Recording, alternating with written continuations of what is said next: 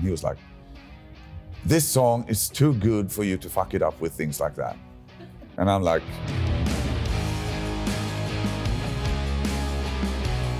hi, I'm Mikael from Opeth and you're watching Metal Hammer. I remember one of my, like if I'm gonna go way back, early 90s, when we were still kind of, maybe we had found our sound, so to speak, which at the time was melodic and twin guitar, playing harmonies, that type of thing.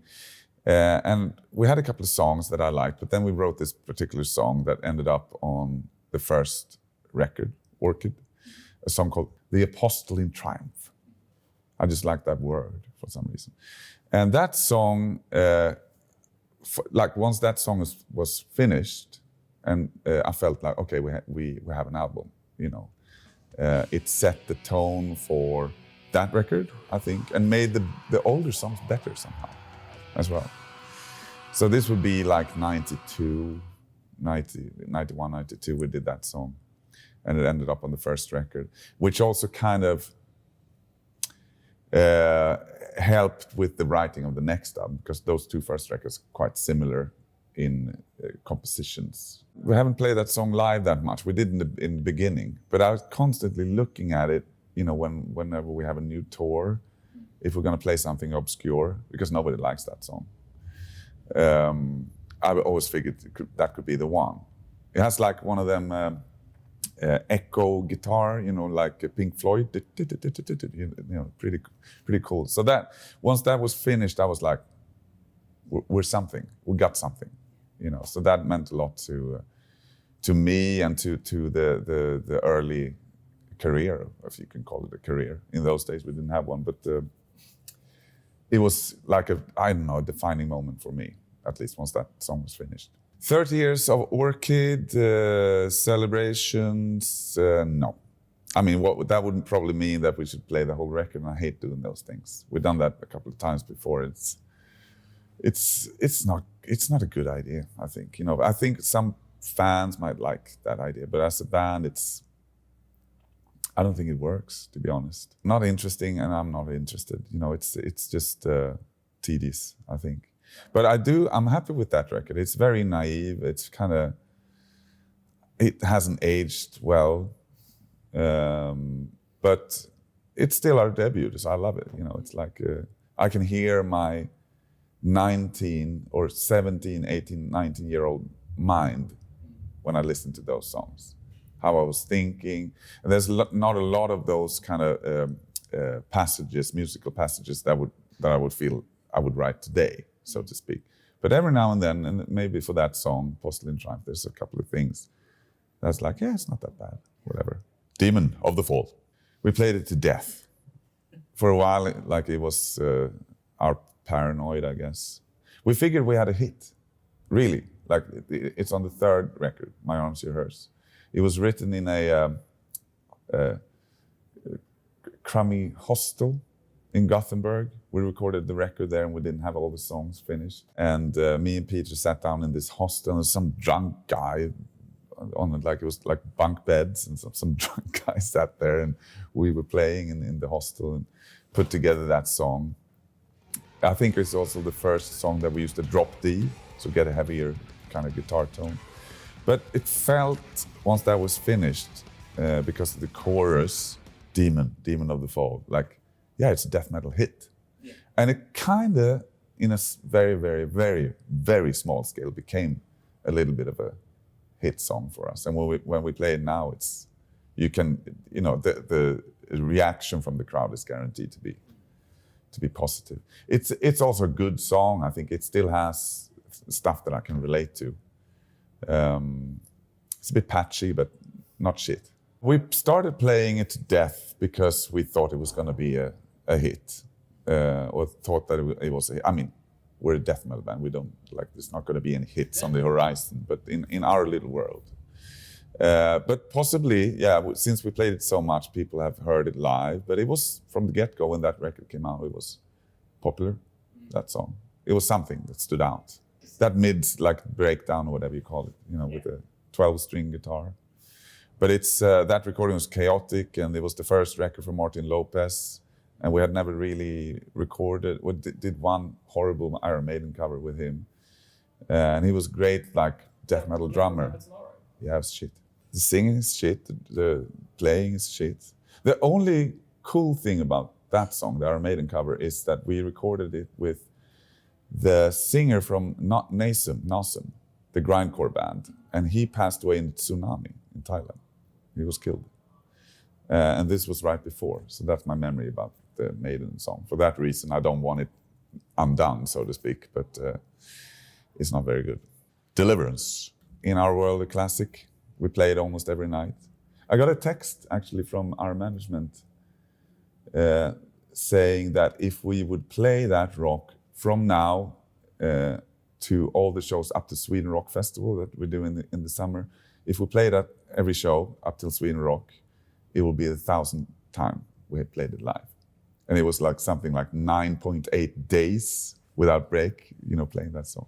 So we played it a lot. But that's, you just lean back when we play it. It's a cool song, on an otherwise not great record. Parts of that record is very, very patchy to me. But that song is great, and we play it every night. I knew it was going to happen. It became the title track. The ending section, which was, shocker, called the Meshuggah bit for us. Because they had put out their record Destroy, Erase, Improve, which I listened to a lot, and it was unique. And I was like, that's cool with it, A lot of it was in 4/4, but they made it complicated. So we tried doing that. So, Deliverance is also 4/4, but sounds like some odd time signature. So, that's worth mentioning. It probably doesn't come to as any surprise with people watching this. I would mention that song. But it's great. That's when our, so to speak, career took off. So that deserves a mention. Faith in Others. The only song I'm genuinely proud of that I've written. That song is perfect. That's one of those songs where you take something out, and you see in the film Mozart, when it's like the Salieri is saying something like, you take one note, you change one note, and it falls, That's how it feels with that song. It's a very emotional song, and it just came out exactly how I wanted it to be. And I also had a little bit of a fight with Steven Wilson, who mixed the record, because I wanted some type of, just a tiny effect on the vocal that made it sound a bit kind of boxy. And he didn't want that effect. And he was like, this song is too good for you to fuck it up with things like that. And I'm like, ooh, that's a compliment. He even said, like, I'm jealous that you wrote that song and not me. And I was like, that was a big compliment. Even if we're buddies, he's still my mentor and idol in many ways. So to have that from him. But of course, nobody cared for that song, I think, But that's one of my proud moments. The proud moment. Yeah. There's many songs that I like, but very few songs that I find perfect. The vocal delivery was really good. The lyrics are good. We got the strings on there. It's very, very sentimental, but I think it's a beautiful song. Those records, those whatever called, like when people in the derogatory term would say, like we were on, or Mikael is on a jazz odyssey with those 4 records. But it's a pretty underrated record, an underrated song. We have overrated songs too, I think, but that's underrated. I need to ask you to name an overrated Opeth song now. I can't let that slide. Okay. Blackwater Park, the title track. It's great.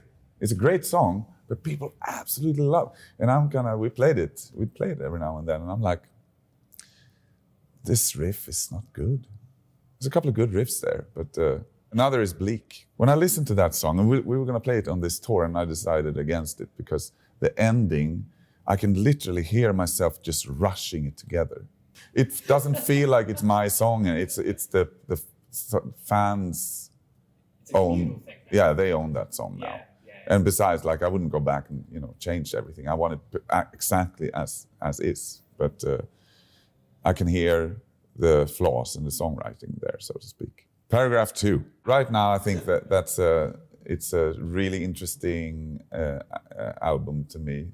My favorite song on there at the moment is Paragraph 2. Much because of the fact that Ian is talking, and Ian Anderson is talking a lot on that song. Joey Tempest is singing on that song. It's a bit crazy, it feels like the sound in my head, that song. I don't like run-of-the-mill, I don't like streamlined.